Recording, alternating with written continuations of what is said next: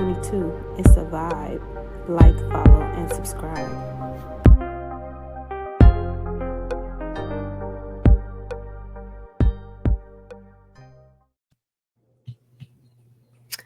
Hello.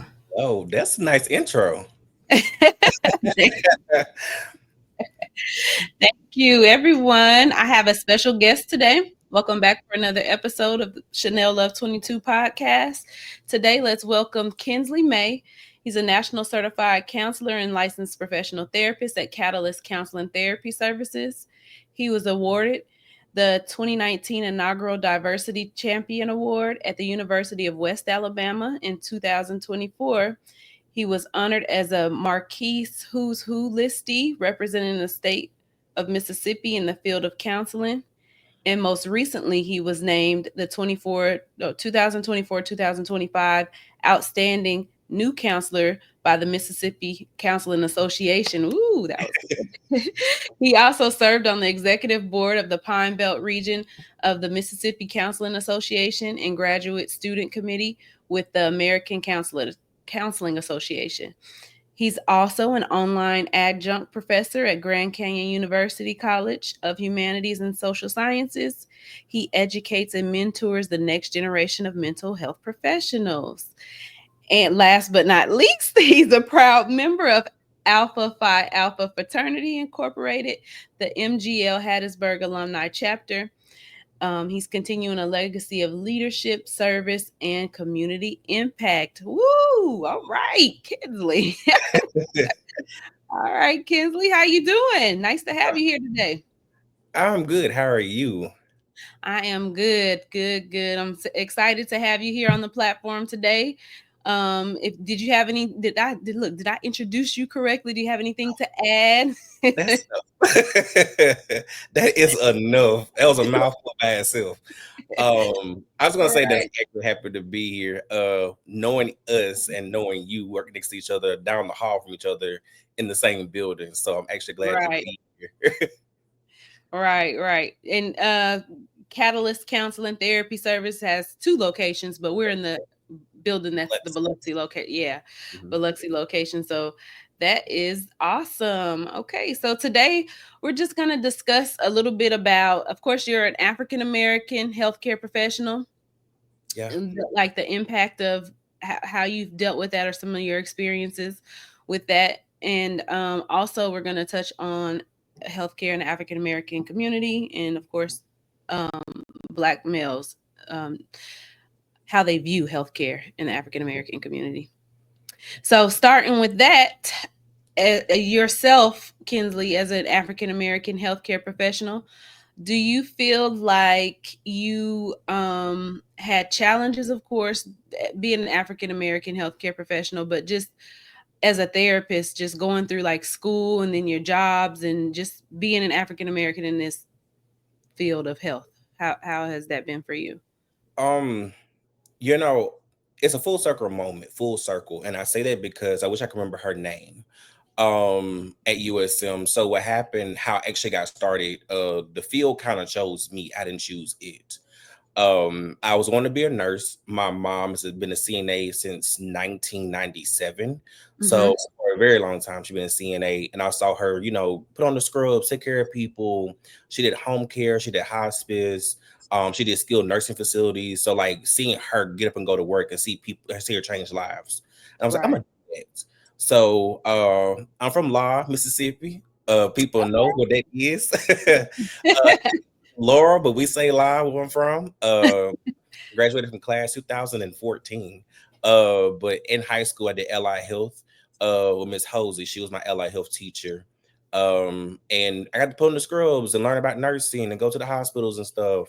And I'm gonna go on to USM. And I'm gonna go be a nursing student.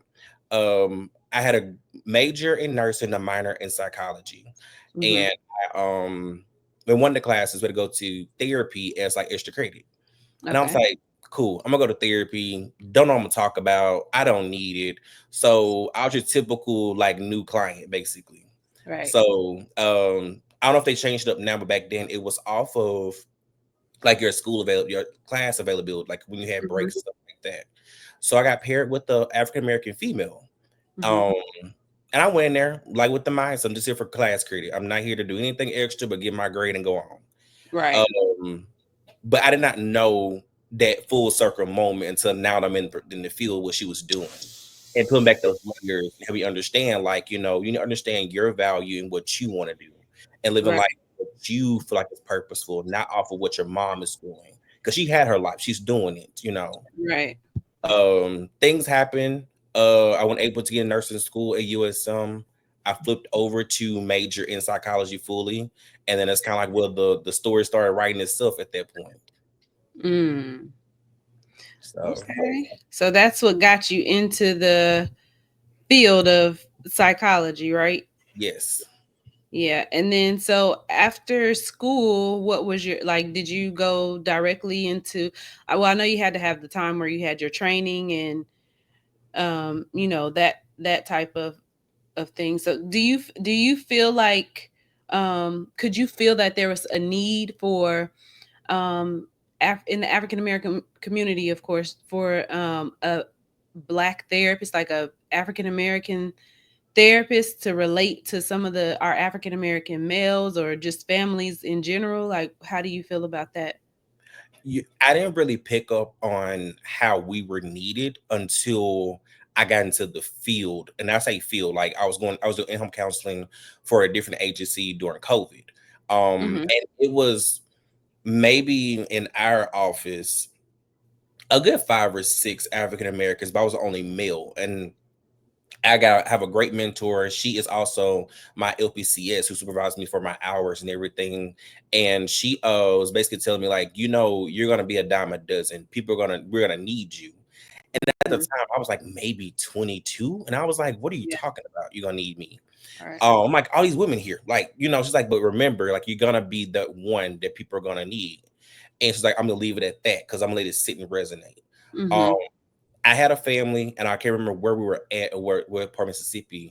But they were like, "Oh, we wish we had more like you to relate to."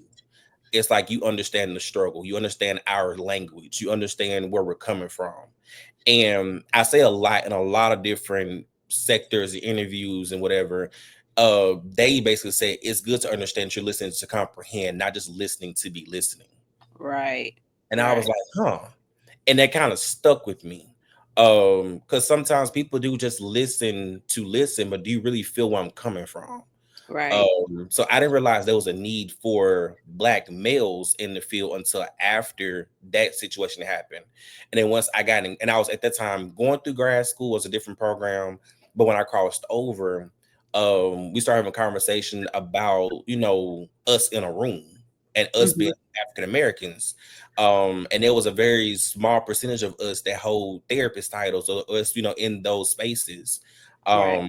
And it's all due to, stigma and not having those talks as children and understanding what we're looking at. So a lot of it was not one of those like bingo card moments. I'm gonna go be a therapist. Most of us Right. out, going to be nurse or going to be a doctor or going to be a construction worker. Or, we're kind of following the trend of what we see in our family. We kind of don't Mhm. think about mental health as a thing. Right. Yeah, and that's something that definitely is, like you say, a stigma. Most people in the African American community, like if I think, but I can't even think of anybody in my family who I know went to therapy. Now that I think about it, I'm like, oh wait, was anybody ever in therapy? I do not know anybody. I cannot even like just growing up in my childhood saying, yeah, my such and such went to therapy, or even talked about therapy as being a thing. The closest thing to therapy I would say, like growing up, would probably be like a school counselor. You'd be like, Right. did you see your school counselor, or something like that. But other than that, I can't really think. So now I feel like today, especially just in the society that we're in today with things that's going on and and times that we're in, like therapy is so needed. And I feel like, but honestly, I feel like the African American community are actually waking up to the idea of it, because we're starting to see more people say, okay, maybe I need some therapy, or this, like, it's actually a thing. So that's my goal, to like continue to talk about it and push it out there and let people know that it's okay. Right. But like you said, I totally agree that it's important that you have somebody who you can relate to, or that can relate to you, relate to your story. Because when you're in therapy and you're expressing yourself or talking about your past, or what happened in your family, it's hard to open up and be honest about the things in your family if you can't relate to the person who you're talking to. So I think that that's very important, and I'm glad that you are here, and you're able to provide your services. I correct me if I'm wrong. I feel like personally, for me, mental health didn't become a forefronter until COVID hit. And Oh, once COVID happened, everybody was at home, and you had to kind of make yeah. up your own daily routine because we kind of got comfortable with how life was going. Right. Um, Humans love consistency. That's just what we love to do, is consistency. Same thing, we wake up, we shower, we eat, we go to work, we go to the store. Like, we used to that consistency. And COVID threw us out of our consistency because we couldn't go certain places. We couldn't hug people. Right. We couldn't even, interact with people unless we were 6 feet apart. And that Hmm. kind of drew a wedge in us trying to feel like, well, am I missing something? What's wrong? um Working from home during that time as well can also change about how you think about things too. So I feel like that was a turning point in mental health, was realizing, hey, we need somebody else to talk to besides the voices in our heads sometimes, or ourselves. uh Right. and then, like you also talked about too, sometimes when people come to therapy, this your first timer, you Hmm. know and I tell people, I'm not your average therapist. That's somebody else's moniker, but I'm not your average therapist. Um, I'm not gonna be, too one of those uptight clinical people unless I'm teaching you something. Hmm. But it's one of those, you don't have to be strong in the room. Be Right. yourself. Right. And we're not what you see on TV. Mm. There's a lot of depiction of what therapists look like and what they do on movies and TV shows. There Right. is some similarities. Like, I do have cardigans. That is my thing. I am gonna have my Stanley Cup. That is a thing. uh, but I am not gonna be the person with the note and pen pad and just writing down everything you say. It's gonna feel like we talking like we are now. It's like a Having a conversation. conversation. Yeah, that's good. I feel like it's important though to get people in that space and let them feel comfortable. Like you said, it's not so formal. You kind of informal, laid back, but that's how you create that relationship to where they're comfortable enough to open up or tell you whatever it is they need to tell you. So I think that's a good approach, and that's definitely a good. I do agree with you about COVID. I feel like COVID brought on, of course, everybody always have anxiety or depression about something, but just the unknown of like what's going on, what's happening. We can't go outside, we can't this. And then you had people who were sick or in the hospital, and you couldn't even go in with your loved one, go visit them, go see. People was having babies alone. Like, that definitely put a big burden on people, as far as anxiety, depression, and people are still dealing with it today. I Mhm, still see people, I mean, not even just the fact that they couldn't do those things, but there are people who are still scared, like mhm. literally scared that they're gonna get COVID and maybe not make it. Like, it really did put a big stamp on, Damper. Yeah. yeah, hamper on people's mental health. And I think that we're still feeling it today. So yeah, I agree with you. It definitely heightened up in the 2020 with COVID. Mm. Yeah, but okay, so do you feel like there's still misconceptions about like um therapy for men? You know what I mean? Like, men and Most definitely. or do you feel like that's your hardest? Do you see, well, first of all, do you see a lot of male clients yourself? Um, I'm ooh African American males. I'm gonna say of like 18 or older. I'm Hmm. thinking of two. Okay. Younger, I'm thinking of two, possibly three. I think I'm missing one. I think two. I see African American males. Males in general, yeah. I have about maybe 7 to 10 of those. Okay. So do you think that how is your, I guess I'm trying to figure out, do you feel like they're more harder to work with, like to create that trusting relationship when you have a male client versus, a female client, or what, just African American male anyway? Like, do you feel like it's, or you kind of relate? You know, it's one of those things of I've gotten comfortable with being uncomfortable. Like that's I'm gonna start with that. Like you meet new people in my profession literally every second on the hour. You may have a new client that comes in the next hour, it kind of switch up. So when it comes to creating that space, I'm not young, but I'm also not in the old phase. So it's also this is factor as well. It's like, oh, you're pretty young. How can you relate to me until we start talking? um they're not as difficult as it may seem, but we do have to start off with understanding cultural stigmas around it. Mm, I may not get everything what I might not get everything out on the table in the first initial session. session. It Mhm. may be third or fourth one, but along the way we're breaking down what I call those bricks. We're trying to figure out Right. what's behind that wall basically. um one of my now I'm comparing one of my male clients to the other one right now. Mhm. One was so much easier. He had already went through the process before, had a different therapist. They did not click, so he was Okay. already open and already knew how therapy worked. My other male Right. client, he's completely new. He's completely, I call it green. He's very green in therapy, and he did not want to come in, but he knew he had to come in. It was time for it. Right. That the barrier of it, I can say with the other male client B, was diagnosing. Okay. We got to that part. That's when we started basically start seeing that wall of brick kind of fly. Like, okay, what does it mean, and where do I go from here? Does it mean something's Mhm. wrong with me? How do I deal with this? And that's how we started communicating a little bit more differently. But Okay. the stigma around it, most of it comes, and I hear a lot is, well, I had to be emotionally unavailable growing up. I Mhm. had to be this type of kid. I had to be this type of young man. I played football, I played sports, I did this, so I had to be a certain character. And I could not show a sign of weakness. Mhm. And I've had a couple of people say to me, like, I didn't want to come to therapy because I thought it was a sign of weakness. I thought, you couldn't handle your own problems. So you got to talk to this crazy guy to talk to you on the couch about problems. Then they're like, well, once I come here, I realize it's more than just that. I can get life skills. I can actually just vent about work if I need to somebody who's not going to go back and say something. Like I actually have a safe place to go and talk to someone. Yeah. And so I feel like that's a good point to bring up because in our households as African Americans in the African American community, we suppress our kids expressing themselves. Like, don't talk back.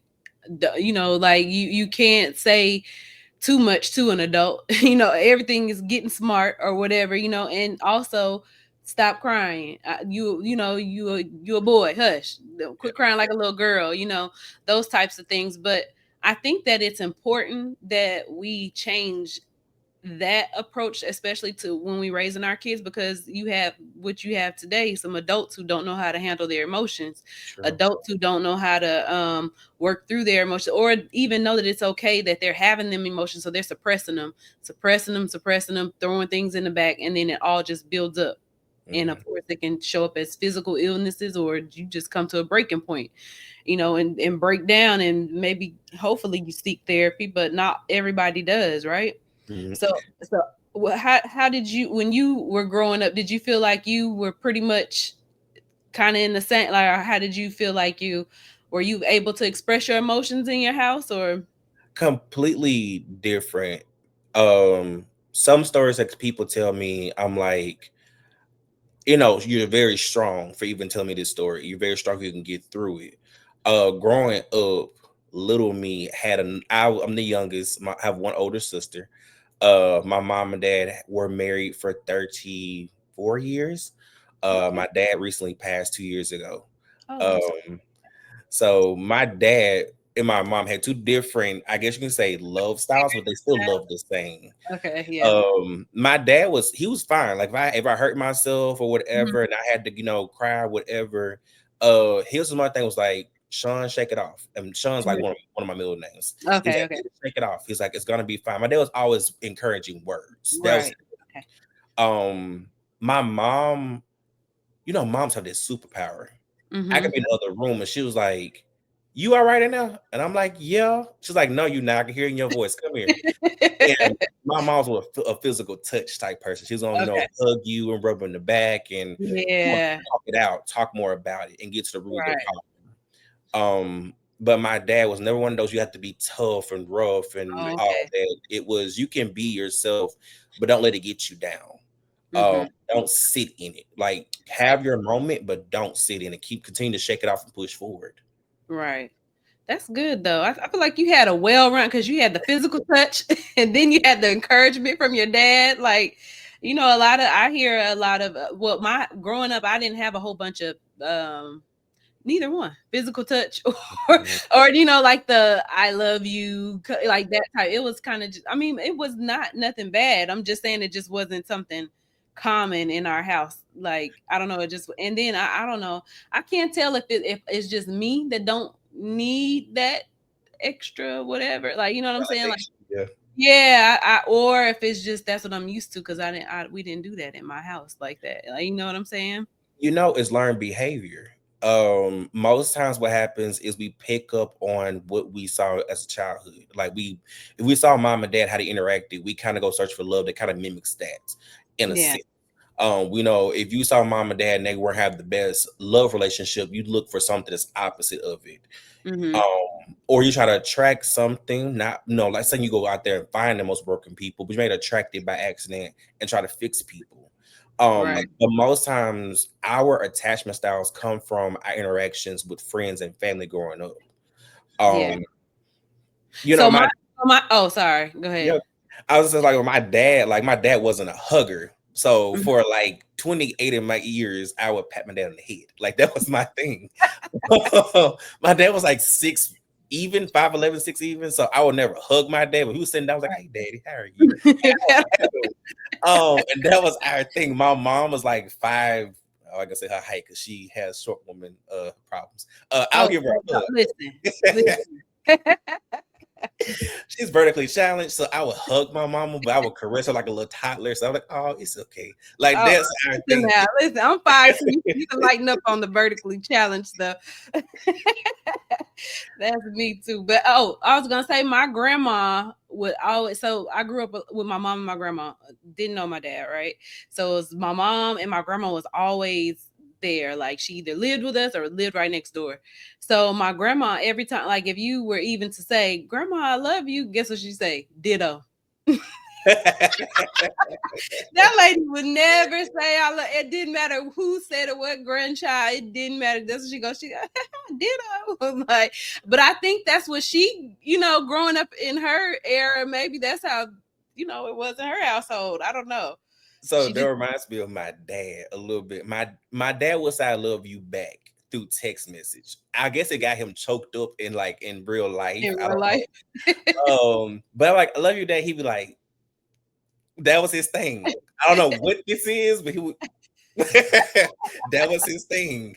But you knew that he shot you back and he loved you back. That was his thing. But like in person, he was sometimes say, but most times than other, it was like, and that was Hmm. it. And I was like, well, You know what that meant. I know what that meant. You know what that meant.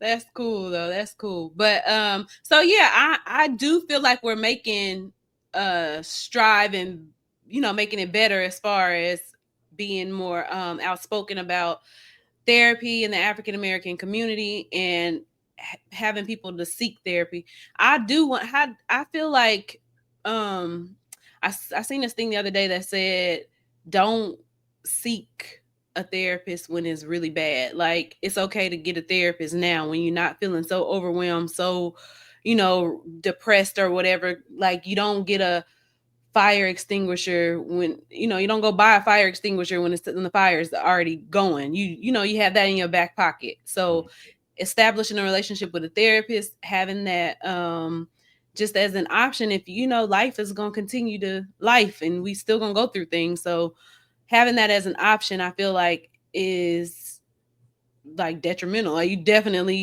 need to have that. If you don't have that, it's detrimental. I'm saying you need to have that as an option to go to, because a lot of times people are when people come to me for an appointment, it's like I don't know what like I'm at this point. Mm, And then the appointment is not like tomorrow. You right. know what I mean? So if you already have that established relationship, have that um therapist there for you, then you can always go back and like if you complete your sessions, do you have patients come back to you that you know you like, okay, you're pretty good for now, and then they reach back out later, or how do you what's your experience? So in the beginning, I was gonna say too, we are making strides, but I think it's like we're at the revolutionary period. Like we're just in the beginning. Mm-hmm. So Absolutely. many there's so much more areas we need to touch into, especially when it comes to young boys and young men out here in the world who are trying to survive in this lifespan, of course. And you kind of see time repeats this stuff a little bit in some areas where people do follow the street mentality and follow in those behaviors. So I feel like we have people can look now, they know that we're here. It's just that buy-in process of coming and feeling secure in this. I Right. feel like that once we get like a lot of buy-in, in my mind, that's the word I'm using. I feel like then okay, we've made it. I feel like we're just not getting the recognition that we deserve. Oh, Um, well, listen, let me. I did not tell you. I ain't even hear nothing about therapy. I'm just saying today, it's a conversation. It's a right, topic. So we definitely have a ways to go. right. But I definitely agree with you. I'm sorry. Go ahead. But yeah, but when it comes to clients reaching back out, I'm used to it in a sense of because I've done different sectors of mental health. I've done addiction medicine. I've done in-home counseling with children. I've done acute psychiatric facilities. So when you have people, it's like, okay, how do I move forward? What do I do? I always tell them use the tools on your tool belt first that we talked about. If that don't work, then let's have a reassess conversation.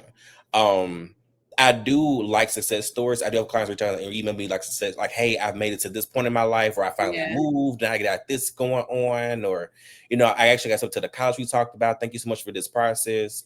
um but sometimes when it comes to people reaching out for help again, it's a slim chance. It does happen, but not as often. Okay. But I always tell people to refer back to things that we talked about. Um, so Senior, who is Ashir Windsor's husband, over Catalyst, I always said we're in the 22nd century. So everything I do now is through virtual. So I send out emails and handouts and YouTube videos and podcasts. So it's always something you can refer back to that's handheld. Yeah. Um, YouTube videos from Therapy in a Nutshell or Dr. Tracy Marks. I send those to clients and the reference backs we talked about in session. Or if we do a virtual appointment, this is what needs to watch together, and let's talk about what have you, noticing yourself in this video. And then you can have it in your arsenal for when, like, okay, I know I'm over this moment, but I think it's coming back. Let me go back and research. Okay, what does this mean? What are the symptoms and signs you're looking for? How should I talk to my doctor about these things? Hmm. Um, I'm a very big advocate first. Uh, I want you to know everything up front about what you are talking about or getting into or thinking. And I'm a therapist on the other side. So it's kind of like, teaching coping skills, talk therapy, going through the different models about therapy. But I want you to be able to advocate for yourself first. Be able to say, hey, Dr. Tawana, like I'm going through something. Like these are the signs and symptoms. I'm having restless nights. I'm having racing thoughts. I'm having, euphoric feelings. And they could be able to tell you how it's going on for longer than 6 months. And I know if it's going on 6 months, is what's going on. Like I want you to be able to have that type of knowledge going into Right. whatever sector. So yeah, like paying attention to your body and being able to recognize what's going on with your body. And all the things that you mentioned were awesome and amazing tools. So this is why a perfect example of why we need therapy, because you don't even know those things exist, right? You Not don't at know. all. Yeah, you don't have a tool belt for for when you're going through something difficult. So that's amazing, and I'm glad that you do take your time and teach it. I hear amazing things about you just by the way from your clients. So I know you're really good at explaining things and then providing those tools for them. That's good. So what would you say are if you could think of like the biggest barriers that prevent African Americans from seeking therapy? Like, what would you say the biggest barrier would be? Besides us, not, of course, not everybody know or think that that's an option, but what you think? Insurance. Mm, Um, Not understanding your benefits and understanding how insurance works. A lot of people, and I even say myself in this, before I even started looking into it, didn't understand how insurance benefits work, because mhm. people think everything costs. Because of course you get a bill from the ER. If you go to the ER, you get a bill from the doctor's office, Right. and sometimes those bills can be ridiculous. Mhm. Um, and I feel like that's also the thing. Like, people have insurance, can I even go to these things? Because I think they cost thousands of dollars. So it's like, well, we do have options. Right. That would be the biggest thing, is insurance and understanding the benefits of like where you can go and how to get started. I go back to addiction medicine. I did medical detox at South Central Regional Medical Center in Laurel. The attending physician, I'm gonna give him a shout out, Dr. Mandeep Singh. Dr. Singh actually helped me get my master's. I was going through my internship and practicum, so I was like Oh, his right hand man on the unit. But I did utilization review, which is basically calling insurance, putting in the things for to get approvals. Like, they got denied, going through those process with them, and even the process of getting them from detox and going to rehab was also a mhm. process too. Calling the customer care line, having a client in the room say, "Hey, call this number, ask them for Mhm. your options. Let's go over pricing. What does it look like?" And most people didn't understand, like, there's a customer care number for this. Like, I just thought you just call and there was a robot talking. Like, there's people in A- insurance that can kind of help you to get you where you need to be. So I feel Right. like that's thing, like the knowledge of understanding, like, you do have a lot of power in your pocket, more than what you think you do. Right. Right. Yeah. The insurance definitely is something that people don't take advantage of. Some people don't even know their insurance therapy is included in their insurance. So that they're like, "Oh, insurance pays for that." So I Mhm. think that that's important too, to understand what your insurance actually covers. So that was a good point. That was a real good point. Um, do you have anything that you could say that you wish um that the well, just as an African American black male, that black men knew about therapy, like the I guess the benefits of it, or just having therapy. Is there anything you could think that they knew more about it? How natural it feels. A lot of people, and I say a lot of people, this is just me being generalized. You feel like it's time consuming, going to these appointments once a week for an hour. That seems like a lot. We already have a busy schedule. You're a dad, you work, you are a baseball coach, you are in the church, you do a lot of, like, it's always so much on your plate. But think about, Right. you go to the barbershop. Like, I go to the barbershop every 2 weeks. Like, that's just my thing. I keep a clean cut. That is a cultural thing in my house. You gotta look Right. presentable. Um, Absolutely.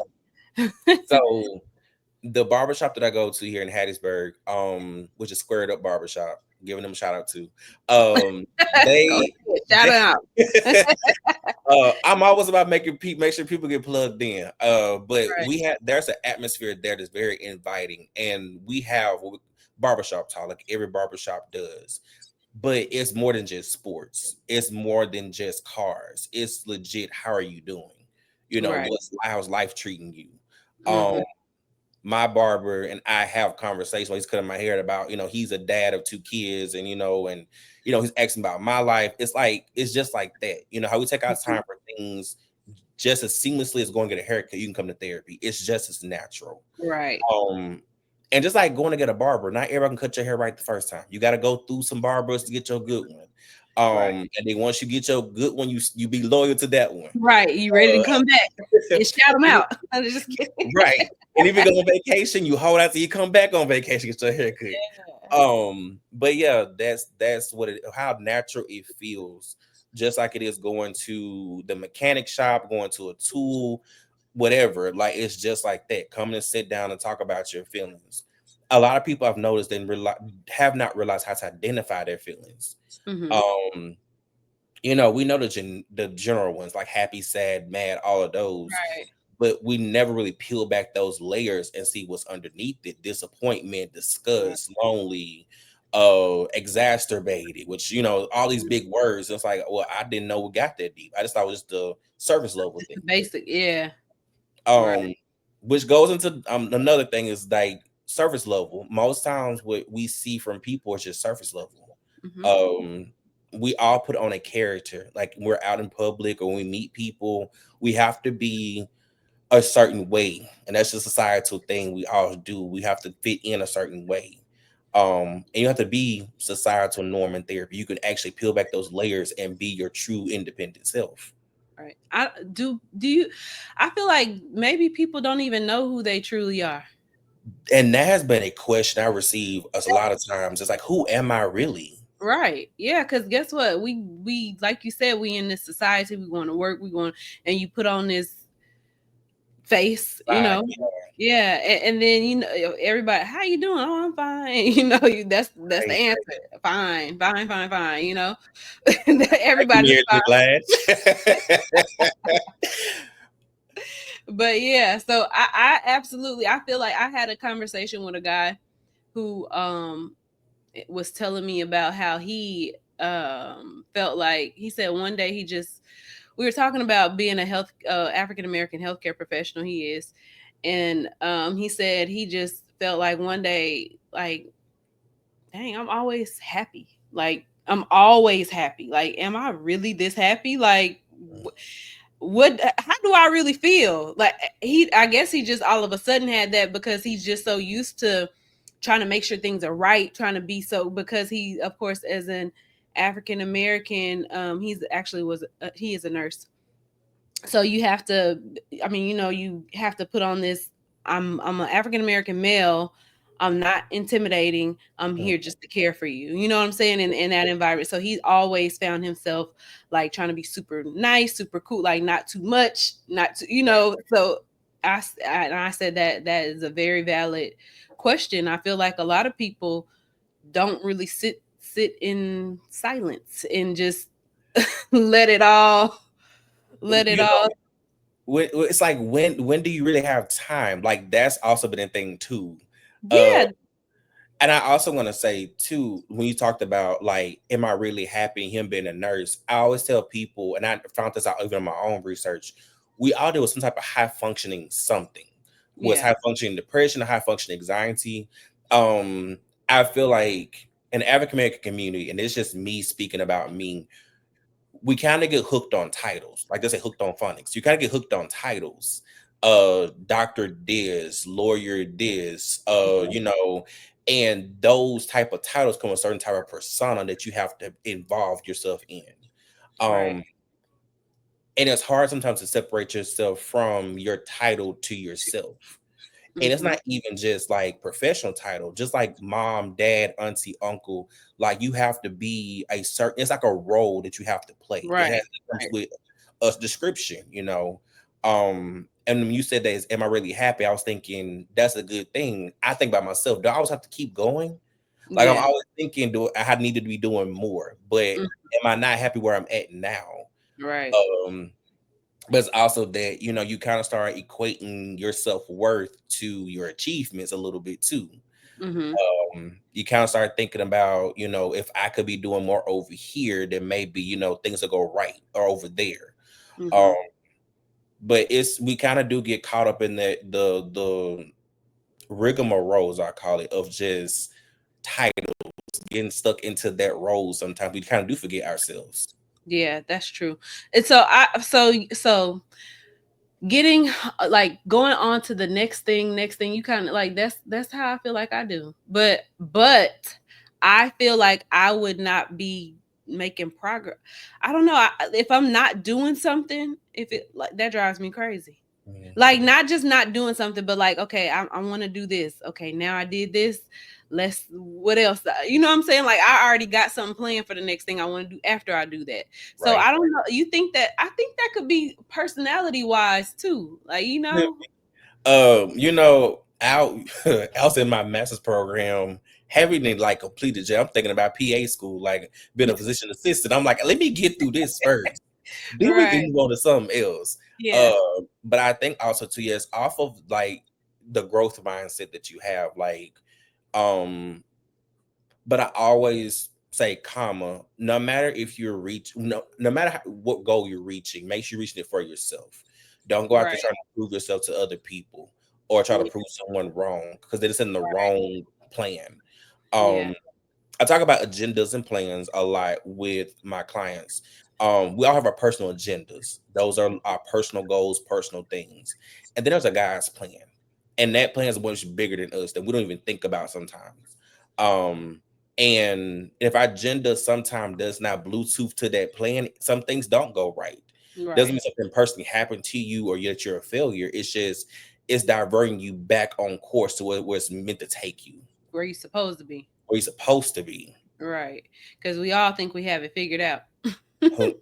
When you make a plan, you think, oh, it's going this. No, that is Wake not going like 9 o'clock, this gonna happen. 11 o'clock, this gonna happen. 9 right. o'clock, you wake up at 10:30. 11 o'clock, and it done fell through. You just gotta roll with it sometimes. Roll with Literally. it. However it come. Just roll with it. Yeah, so yeah. Did you have something that you want? I thought you said you wanted to touch on anything in particular. Or you Um, feel like just in general, like when it comes to therapy, and like we talked about the barbershop thing, I also want to touch on even when you get in therapy, it's okay if you're in the therapist side, but y'all just don't mesh. It's okay to switch. right. Some people feel like it's disrespectful to start something and Hmm. stop. Remember, it's all about you. You're the priority person in the situation. I use the analogy. I'm a very metaphorical analytical person to make it Right. simple. So I'm like, when you go buy a car and you go on the lot to a car salesman, does the Hmm. car salesman drive the car or do you? You drive the car. The car salesman's in the passenger seat telling you about all the specs and all the qualities of the car and what to do. That's how therapy works a little bit too. You're in the driver's seat, we're in the passenger seat, letting you know, hey, so while we're on this map, I see you're going to take a left turn. This left turn is going to have these barriers come up. How do you deal with barriers? How do you define a barrier? And that's basically how it is. Hmm.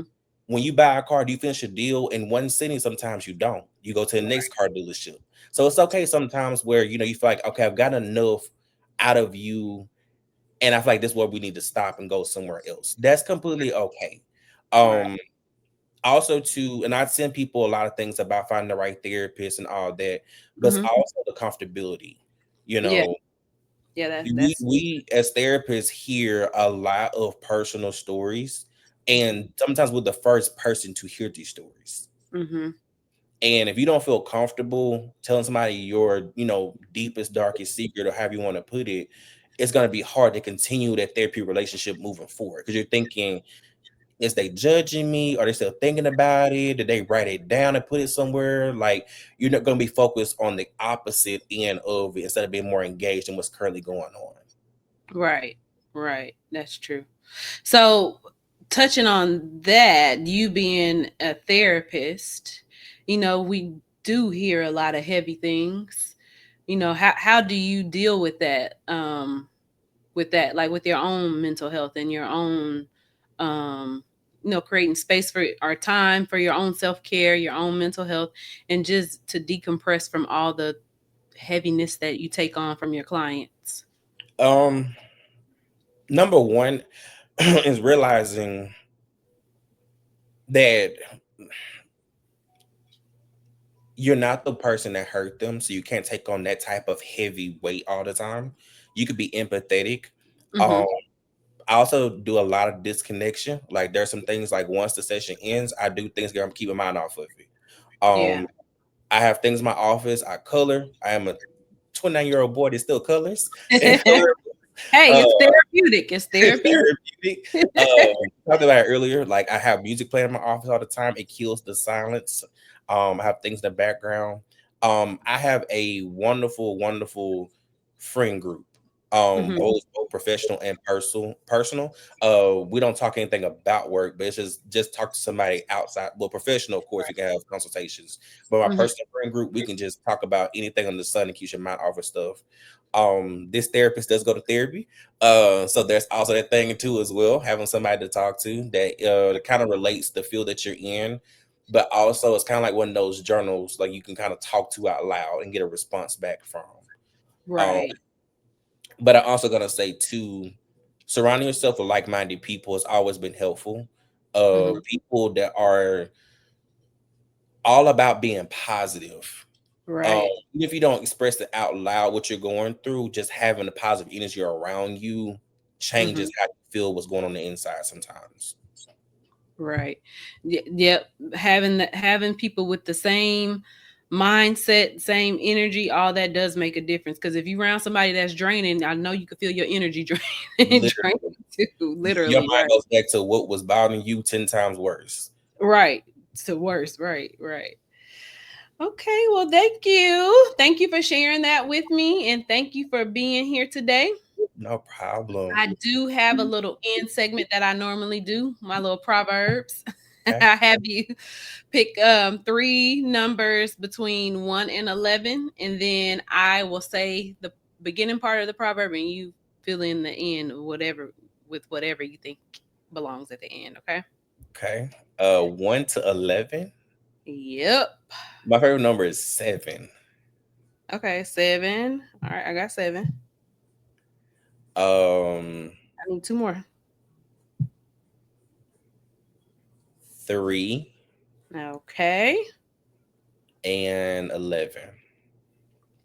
3 and 11. Okay. So let's go. Okay. The first one is, let's see. All right. So you can't pour. From an empty cup. There you go. You got it.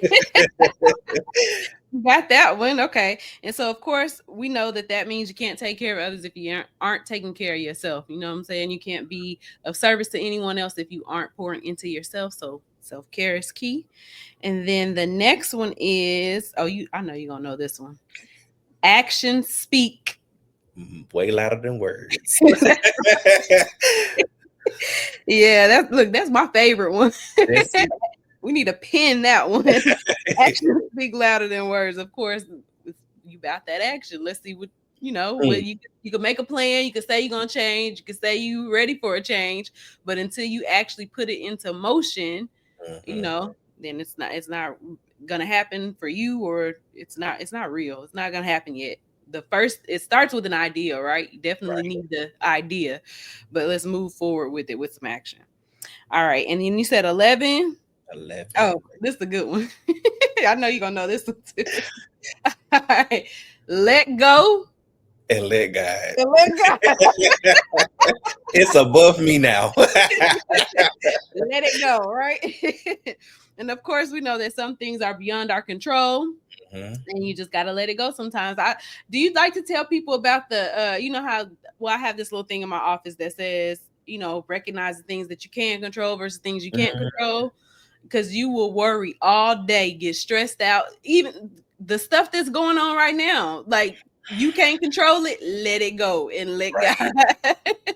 You actually talk on three those. So what's actually funny is those three things I kind of mention in every session. The first thing about self care is it can be inexpensive.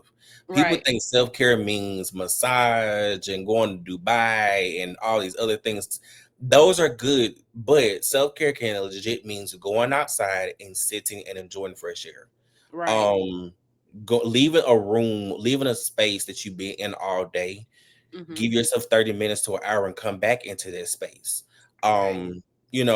Actions speak louder than words. Like, start the action. Don't have to be a whole hour, have to go somewhere. Start with 15 to 30 minutes. Start slow Yeah. and then work your way up.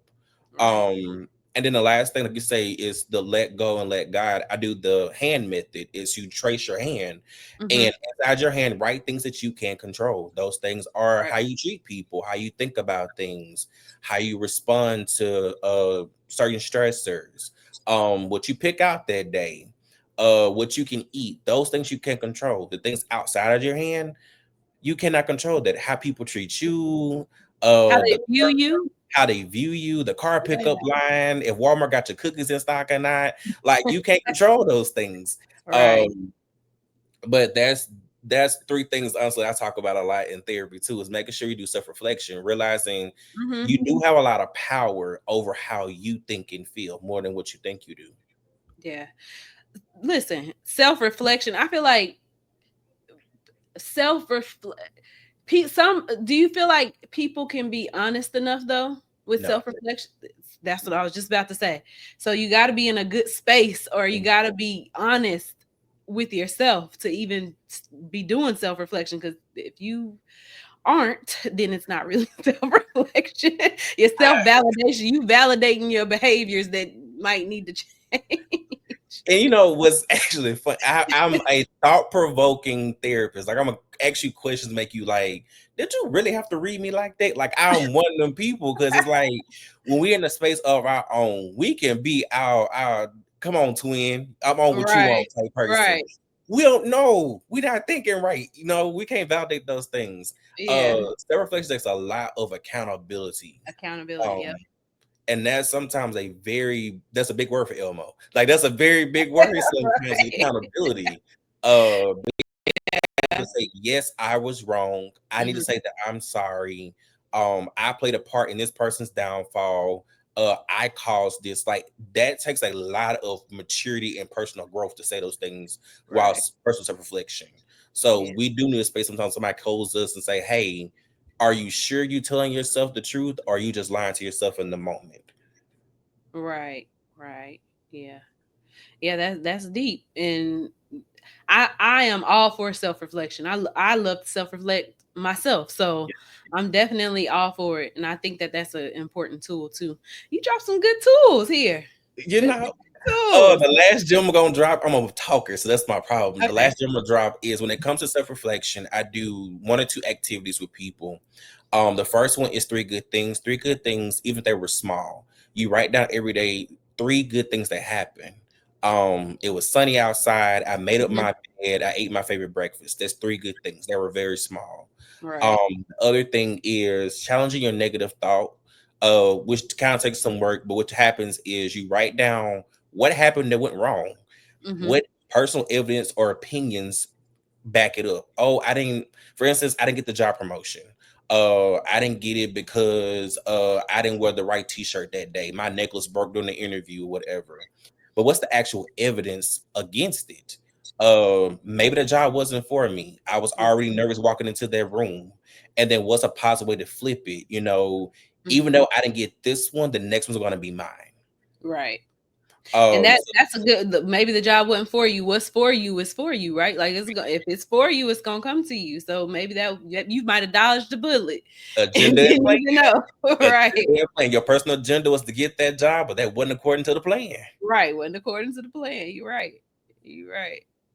Yeah, so that's good. That's good. Yep. What were you about to say? Another? Oh, that's the only two I got for you. Oh, okay. I thought you were about to say something else after that, but yeah, definitely. But yeah, I think that we pretty much, shoot, you gave us a therapy session in here, some tools for our tool belt Right. to reflect on. But you could go ahead and tell people where they can find you at if they're interested in therapy, or if you have any platforms you want to shout out, Um, or Catalyst anybody. Counseling Therapy Services.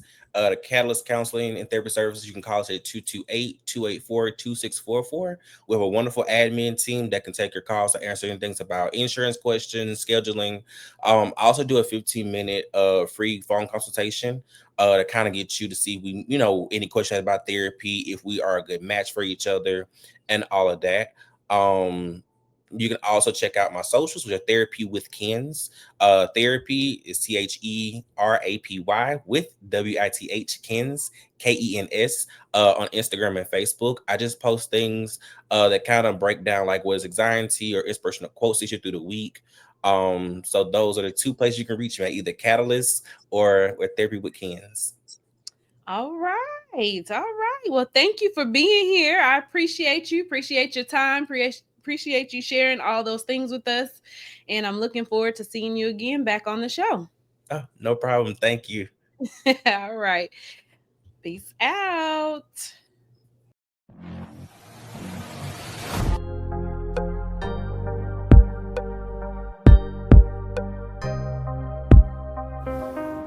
Chanell Love 22. It's a vibe. Like, follow, and subscribe. Disclaimer. The information shared on the Chanell Love 22 podcast is for educational and entertainment purposes only and is not medical advice. Neither the host, guest, nor the podcast assumes responsibility for any actions taken based on this content. Listeners are strongly encouraged to consult a licensed healthcare provider before making any changes to their health, including medications, supplements, or treatments. This podcast is intended to comply with applicable regulations. However, it is not a substitute for legal or medical advice specific to your location. Listeners outside of the United States should ensure they follow healthcare guidance and regulations relevant to their regions. Thank you for listening, and remember, health is wealth.